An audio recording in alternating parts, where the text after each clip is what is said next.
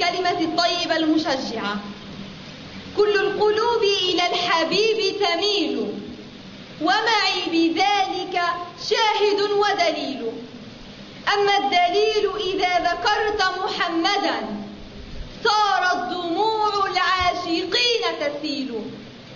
يا سيد الكونين يا علم الهدى، هذا المتيم في حماك نزيل. لو صادفتني من لدنك عناية لأزور طيبة والنخيل جميل. هذا رسول الله هذا المصطفى، هذا لرب العالمين رسول.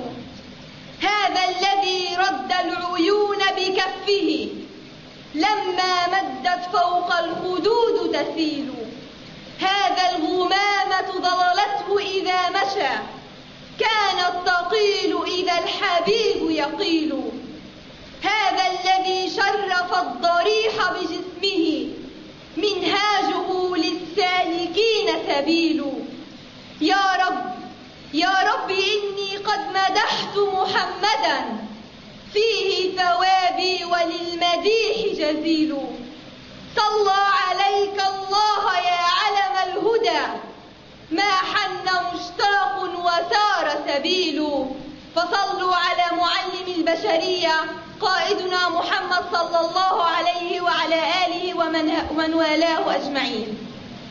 وأما الآن فمع كلمة راعي المسيرة التعليمية وزير التربية والتعليم الدكتور أسامة المزي المصطفى الهادي الصادق الأمين وعلى آله وصحبه وسلم.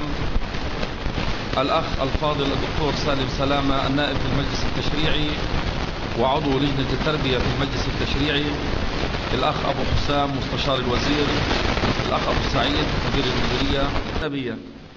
آن الأوان لأن تعود الأسماء الإسلامية العربية لتتصدر أيضا القائمة العلمية في شتى المجالات وفي شتى العلوم، وهذا مصداقا لقول الله عز وجل: واتقوا الله ويعلمكم الله.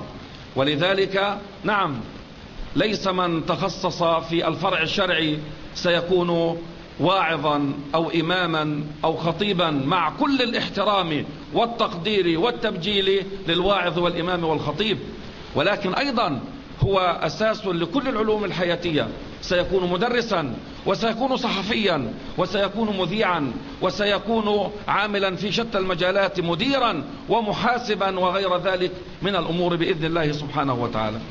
ولذلك يعني الغرابة أنه كفرع جديد، يعني الناس يعني أعداء ما جاهلوا أحيانا.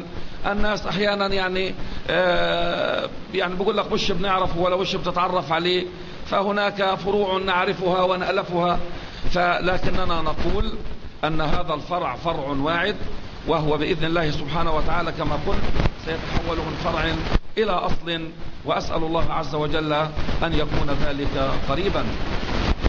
الله سبحانه وتعالى ينير القلوب وينير العقول عندما ينير به قلوب الناس وقلوب الطلبة. الرسول صلى الله عليه وسلم يقول: من تفقه في دين الله عز وجل كفاه الله عز وجل ما أهمه وما أغمه، ورزقه من حيث لا يحتسب.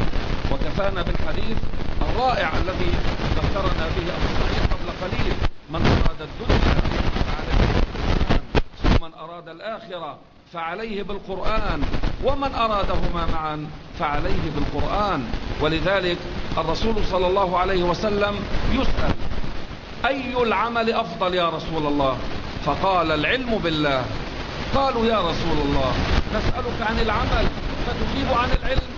فقال: إن قليل العمل ينفع مع العلم بالله. هناك أمر آخر، هو أننا نؤمن بحرية الاختيار، لأنه يمكن في المنطقة الوسطى تحديدا كان هناك شعور من أن المديرية ترفض من يريد أن يحول من الفرع الشرعي. المسألة كانت مؤقتة لمدة 5 أيام فقط، والسبب أنه كان هناك معلومات مغلوطة نشرت بين الطلبة. يعني عندما الطالبات سمعنا أو وصل لهن أن الوزارة سوف تفرض النقاب على جميع الطالبات الملتحقات بالفرع الشرعي، وهذا لا أصل له ولا فرع. فهذا الطالبات وليس هذا بالمطلق، يعني هذا أمر يعني العلماء على أن الحجاب هو الفرض وأن النقاب سنة، أو يعني من أراد أن تتنقب ومن لم تريد فلم تخالف شرع الله سبحانه وتعالى. نحن لا نجبر الناس، ومن هنا قلنا لأبي السعيد أننا نريد أن نوضح للناس المعلومات المضبوطة، ثم بعد ذلك لا إكراه في الدين من الغي، فحرية الاختيار مكفولة. فمن أراد أن يلتحق بالفرع الشرعي فأهلا وسهلا، ومن أراد أن يخرج منه ويلتحق بالفرع العلمي فأهلا وسهلا، أو فيما سواه من الفروع، فكلها فروع قيمة مهمة نعلي من شأنها ونهتم بها بإذن الله سبحانه وتعالى. وأسعد كثيرا حقيقة عندما رأيت هذه المعدلات المرتفعة ممن التحق بالفرع الشرعي. ظن البعض أن الفرع الشرعي سيكون أسهل من غيره، وأن من سيذهب إليه سيكون من ذوي المعدلات المتدنية، ولكن الحمد لله رب العالمين. يعني فعلا العلم الشرعي يحتاج إلى الأذكياء، العلم الشرعي فيه الاجتهاد، والاجتهاد لا يقوى عليه إلا ذوي الذكاء الشديد حتى يستطيعوا أن يستنبطوا لنا من الأحكام ما يناسب العصر. فإن الله سبحانه وتعالى يبعث على كل رأس 100 عام من يجدد للناس أمور دينها، فنسأل الله عز وجل أن يبارك في هؤلاء الأبناء والبنات الذين آثروا أن يتعلموا علوم شرعهم لينطلقوا بعد ذلك ليتخصصوا في علومهم الحياتية، فيتبوأوا مكانهم الاجتماعي في هذه الحياة الدنيا، ويتبوأوا موقعا عند الله سبحانه وتعالى من خلال إعلائهم والاهتمام بدين الله سبحانه وتعالى. فنعم إن التفوق هو مطلب قرآني، فإن الله عز وجل قال ليبلوكم أيكم أحسن عملا، فالله لا يريد منا كثرة أعمال، ولكنه يريد منا جودة، ولكنه يريد منا تفوق. وعندما تحدث القرآن عن أمتنا قال كنتم خير أمة أخرجت للناس. نعم، نحن نريد الأفضل، نريد دائما لأبنائنا وبناتنا أن يظلوا محافظين على جودة تحصيلهم، مرتقين إلى العلا بإذن الله سبحانه وتعالى. وإنني أدعو هؤلاء الأبناء والبنات إلى مواصلة التفوق ومواصلة التقدم وارتفاع التحصيل، فإن المتفوق فرصه في كثير من المجالات كثيرة بإذن الله سبحانه وتعالى، سواء في الدراسات العليا إذا ما أراد أن يكمل دراسته، أو في التوظيف إذا ما أراد أن يعمل بشهادته. ولذلك علينا دائما أن نحافظ على تفوقنا واجتهادنا. ونحن في وزارة التربية والتعليم سنواصل إكرامنا واعتزازنا وتخفيض المكافآت لمن يحافظ على تميزه وتفوقه. أسأل الله سبحانه وتعالى أن يبارك فيكم جميعا، وأن يجعل أعمالنا خالصة لوجهه، وأن يجعلها في ميزان الحسنات. بارك الله فيكم وجزاكم الله كل خير.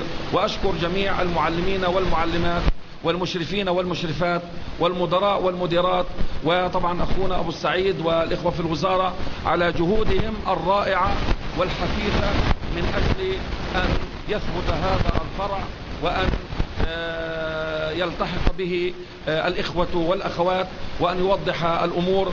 ونسأل الله عز وجل أن يبارك فينا وفيكم، وأن يجعل هذه خطوة ونحو مجد الإسلام وعودة عزة هذا الدين الحنيف. بارك الله فيكم وجزاكم الله كل خير، والسلام عليكم ورحمة الله وبركاته. وأما الآن فمع فقرة التكريم.